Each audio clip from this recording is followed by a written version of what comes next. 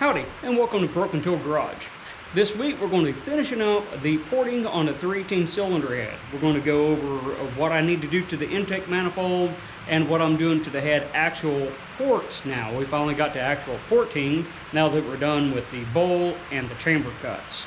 This is the final one. We're closing this series out, and pay attention to the end because I used my little homemade flow bench over there and actually sprayed some paint in there to see what where the flow is and all that good stuff right there, where the liquid goes and all that great stuff, right? All right, well, let's just jump to it. All right, intake manifold, 1973 40 stock condition. Got the gasket up here, so let's look at this. Matching pretty good. We got that little area there, which would correspond on the head to right here. Actually, it'd be the pinch area is where that's coming out to, right there. So we definitely wouldn't want to do anything there because it's just going to run into the pinch, right? Because we're mirrored. Overall, looking pretty good. That would be lowering the port. I don't see anything really to gain from it. Our flow issue is the head, not the intake. Let me show you. This is set to the width of the port on the cylinder head. Just mowed my yard, so now I'm all sniffling. So right in there, that's what we got. Widest part. Come in here. Yeah, the intake is not the problem. Let's try height. Same thing. Yeah, that's not the problem. Intake, not the problem at all. Need to work the head. So what I'm going to show you how to do is how to port match, because I'm not going to gasket match the head. That's not going to do us any good whatsoever. Now, if I had aftermarket heads, that would be different. But if I had aftermarket heads, I'd also have an aftermarket intake. So, yeah. Now, 360 heads would be something a little different too, but with the 318 heads, those small little bitty ports, there's no reason to gasket match this at all. We're going to have good flow. The 340 ran what? It was rated like 275 or something, and we know it was underrated for various reasons, right? This is going to flow what we need to flow. I am going to do some stuff to it. I will come in and clean any of the lumps and bumps out of here. Not really much to clean on it. Pretty clean in there. Nice straight shot. But anyways, I'll probably come in and put some sort of a texture on it, just a rough, probably use this sander roll here. I don't know what grit it is, but it feels pretty rough. So it's probably like a 60 grit or something. I'll just come in there and do that finish on it. And we got sharp edges on the upper H. So I'll do some upper H, like that lower hole area. And I don't think I can reach down in there to the lower H, but I'll see what I can do getting down in there and dress those. So, yeah, we're just going to do a port match. So port match, how I define that is I'm going to make a copy of how these ports look. Essentially, I'm just going to put, I like to use a piece of like heavy graphing paper, like the big 11 by 17. I'll go and cut me a strip on there, and I'll do the same thing. I'll kind of clamp it, tape it, whatever, do my bolt holes, ping it just like making a gasket, and ping it all the way around, and it'll be an exact match of this, and I'll write on there head side, intake side, forward, back, and then since this side of the intake is the passenger side, when I get done with this head, this is going to be the passenger side head. So I'll need to mark this. That way everything goes together and lines up right. Okay, here we are. Just kind of the basic setup. Ball peen hammer, just like doing a thin gasket. Now you don't have to go all Viking on it, try to send a hammer through the intake manifold. You just got to tap the thing on there. So bolt holes are always a good one to go for because that's your alignment right there. These kind of taper in a little bit, some of these, so makes it a little harder to do it, but we can just go around there. That's kind of how our bolt hole looks, and you don't have to get it all the way as long as you got a mark.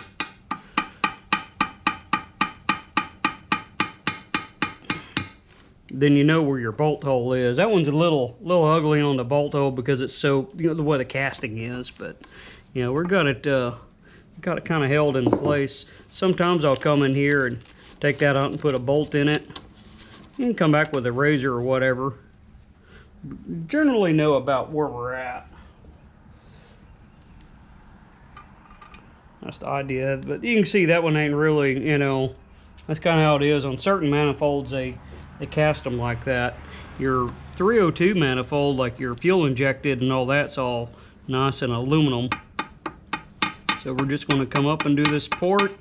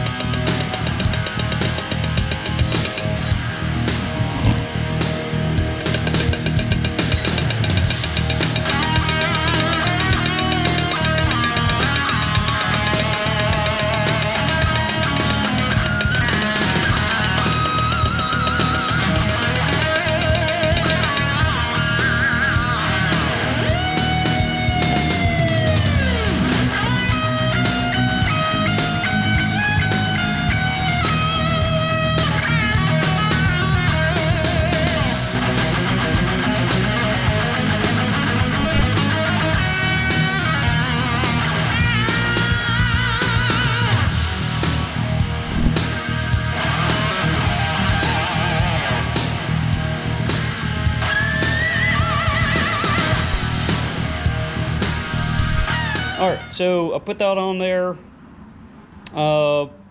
This is not the same size. I was using that for my alignment, and actually they're, yeah. Anyways, and we saw the casting little difference in there, so whatever. We're close enough for what we're doing here. Yes, that port is lower on the intake manifold, and that one is higher, so if we was going for all-out 100% performance, we wouldn't be using stock parts, so it doesn't matter. Alright, so this is the port we're going to work on. This is the one that I want to get complete and then send it out for flow testing, and then the one adjacent to it, the opposite side, will be the other one for flow testing right there for base ported. That's the idea anyways. So as we can see over in here, this one's actually lined up fairly good. This is just going to get a little bit of a radius on here. Now remember, when we come in here, this is lipped over a little bit, so that'll be part of that radius, is to get rid of part of that lip. Not going to do anything on the bottom other than just a little radius there. I don't want any sharp edges. Now according to Charlie, whenever he did the 302 casting, right up there, this pinch area here needs to be polished. The rest of it can have a rough texture. So I'm going to go in and get rid of, if you can hear that, all the casting crud in there is what I'm going to do. And then I'm going to come in here and work on the upper. You can see where we got some room to work there. And filling up in there, it kind of curves up just a little bit, but then it gets tighter. So I'm going to work that area in there. We also have where this hole is here. They gave a really big boss for that. So I'm just going to straighten this wall out right there as far as all the goofy stuff like that, and raise it up just a little bit in there and punch it straight through, right? And then I'll come in and do a rough texture other than the pinch, and that's it. I can do some work here, but I'm going to need to get this off the bench to really work on it and get the valves out for that. So that's what I'm going to be doing right over there. Okay, 15 minutes in, and you can see we're going to start. You see how much I have to cut out to get to the red there. So I am not going to try to take that all the way down. That's going to be, I'll take that right there and taper it in to probably about the pinch area. I got this smoothed out in here. I've hit pretty much all the edges. I'm ready to start with a stone now on there, and of course polishing that out. I've done my little area up in here. There's a little bit of a groove in there. I guess that's where they put the mold together or something. 2 parts of the mold, it oozed out, but I smoothed it decently, I could go over it with a smaller bit with a Dremel better. Now all the way down in there, I have not got in here. I'll have to go with a longer bit. That's as far as I can get with the big bit on the drill, on the drill bit, on the drill. So I'll have to go to my longer ones over here. I can get it out of the package. Come on. So I got these right here. 1/8 inch, so they'll go Dremel or drill. Just depends on which one works better. The Dremel doesn't really like those. You can get a bit floppy and all that stuff going on when you get down to the end. But yeah, that's where we're at. 15 minutes of work, roughed in. So now it's just to go in and, like I said, I'll taper that all the way down, and then we'll just start polishing everything out.